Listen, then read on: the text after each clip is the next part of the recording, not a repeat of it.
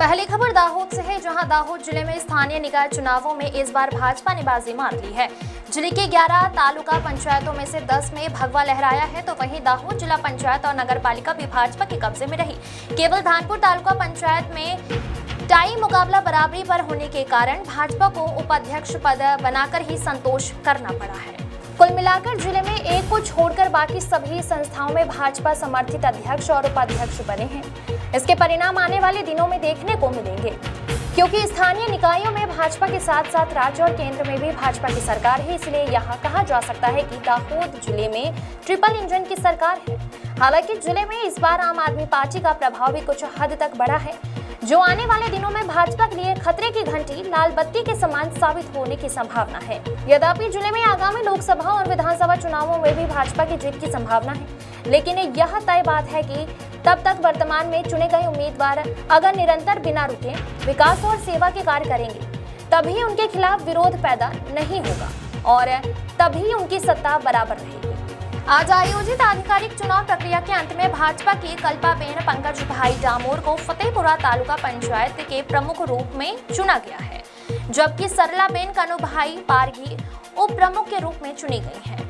चुनाव अधिकारी के अनुसार फतेहपुरा तालुका पंचायत में कुल 18 सदस्य हैं। आज की बैठक में 16 सदस्य उपस्थित हैं, जबकि कांग्रेस के 2 सदस्य अनुपस्थित रहे।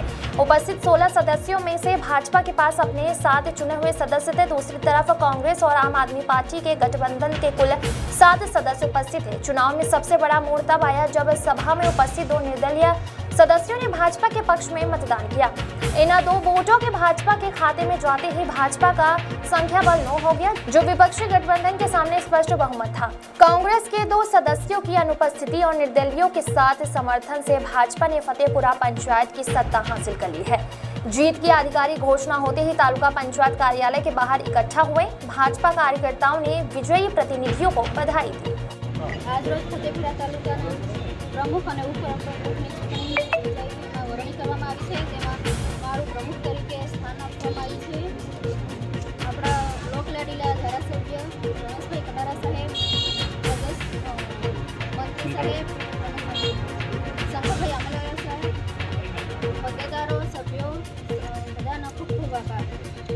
મેડમ, આપણે સૌ પ્રથમ પ્રમુખની નિમણૂક થઈ છે, તો સૌ પ્રથમ ફતેહપુરાની શું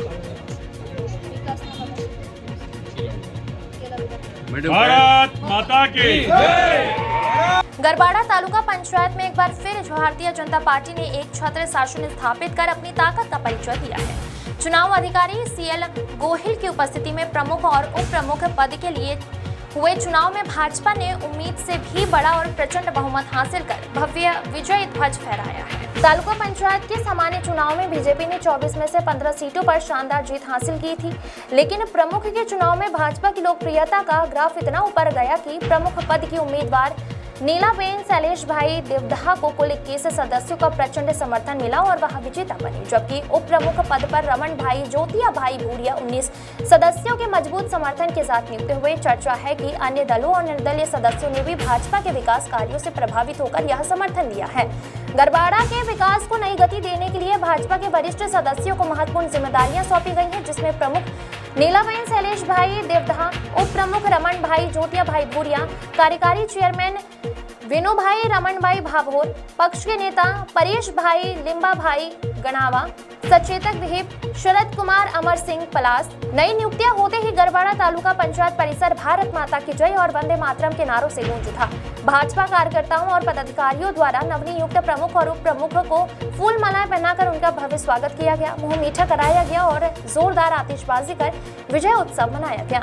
गरबाड़ा में बीजेपी की इस भव्य वापसी ने एक बार फिर साबित कर दिया कि गरबाड़ा की जनता और जनप्रतिनिधियों का भरोसा सिर्फ और सिर्फ भाजपा के विकास की राजनीति पर ही है। नीलम सेठ की